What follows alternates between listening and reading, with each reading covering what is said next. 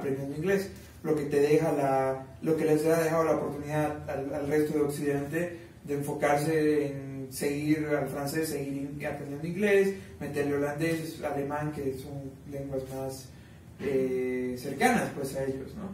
¿Cómo no?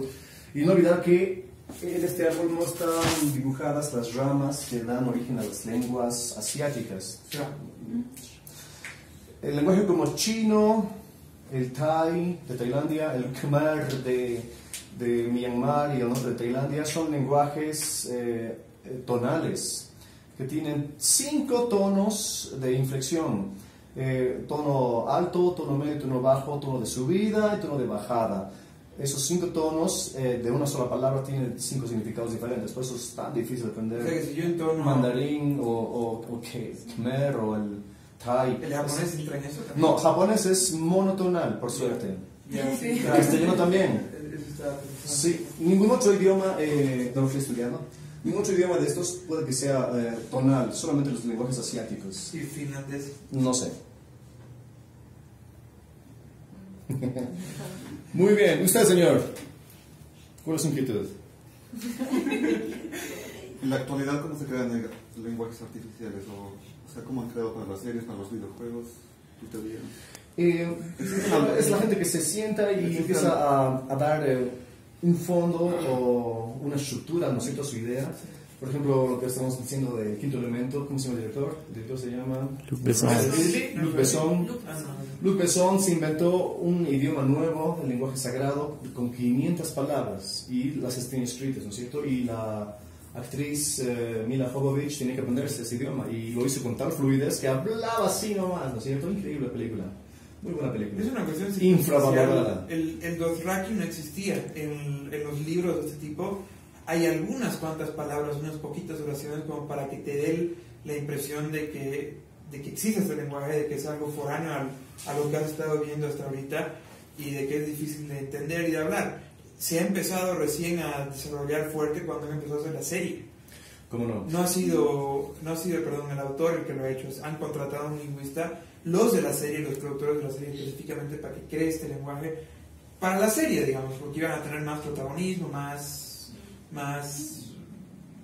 los personajes ligados a los Dothraki. Pero en el libro, por ejemplo, hay muy poco del tema de los Dothraki. Usted, señor.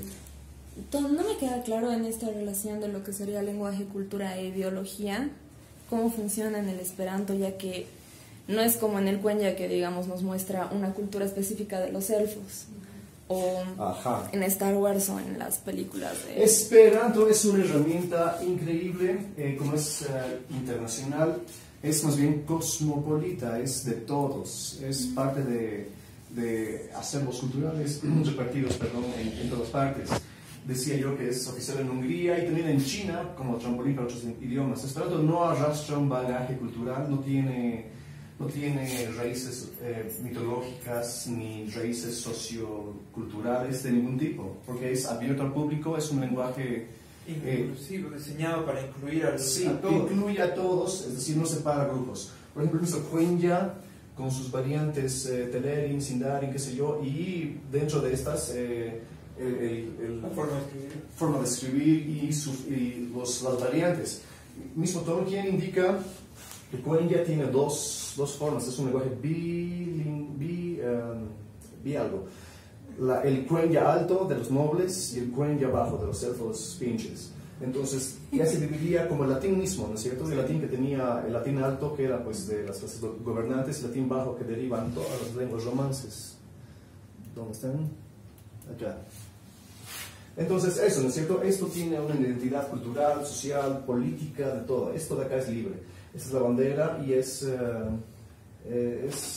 universal, ¿no es cierto? Nadie puede decir es mi bandera, qué sé yo, porque es como un regalo, ¿no? Tengan, hablen con esto, no se maten.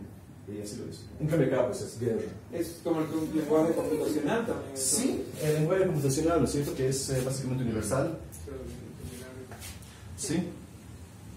Usted, señor. Justo pensaba en lo que decías del tema de que Tolkien, por ejemplo, el Kenia lo divide en dos, ¿no? Aparte que el Kenia ni siquiera es un lenguaje global dentro del mismo mundo de Tolkien, ¿no? Porque los humanos otras razas hablan la lengua común, ¿no? Sí. Mientras que los elfos y, o sea, la gente importante son la que habla quenya, mientras que los otros, ¿no? Lengua común, y hay otros que, por ejemplo, en Harad, la lengua del sur, ¿no? ¿Cómo no? En Mordor, y su escritura inclusive, la escritura de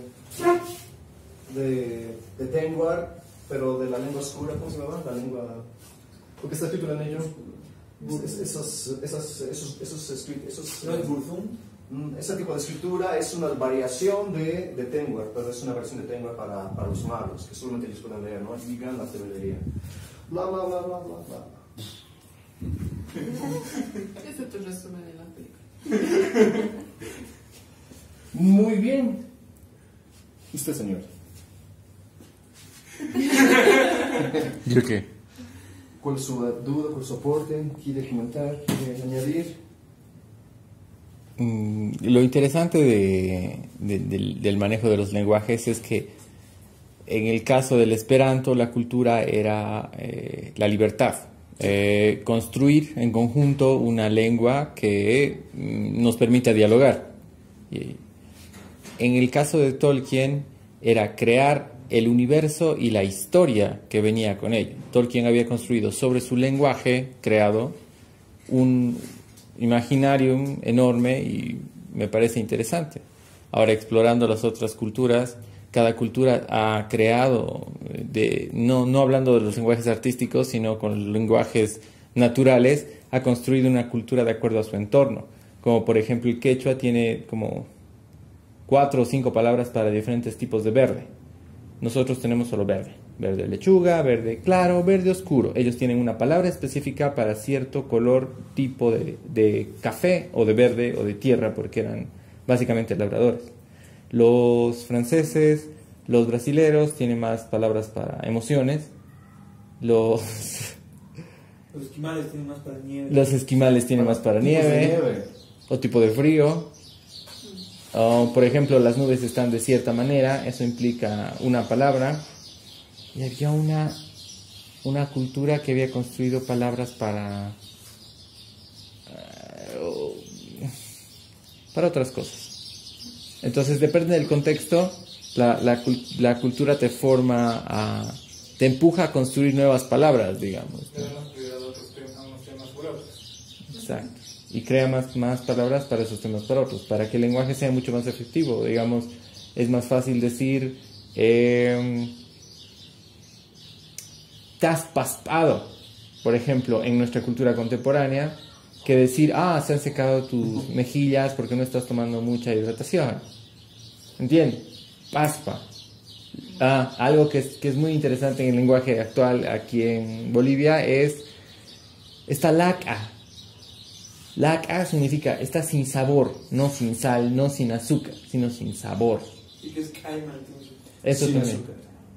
¿Sin azúcar? Sin azúcar. ¿Y por qué le dicen cuando vas a comer a un restaurante y no tiene sazón, caima? A mí me dicen, No ya sabes. gusta caima, oye, no le pongo azúcar nunca me han puesto azúcar. No puede ser sal, pues, Está mal Claro. utilizado. Entonces hay palabras, por ejemplo, que denotan la cultura hacia dónde se dirige. En nuestro caso son las sensaciones perceptivas y percepciones de comida, ¿no? ¿Por qué no le dices, uy, me siento un poco melancólico en quechua? Yo no entiendo dónde hay esa palabra. También he tratado de encontrar palabras como, por ejemplo, por favor. No existe el por favor en quechua. Tampoco hay gracias el quechua. Ay, se llama pachi.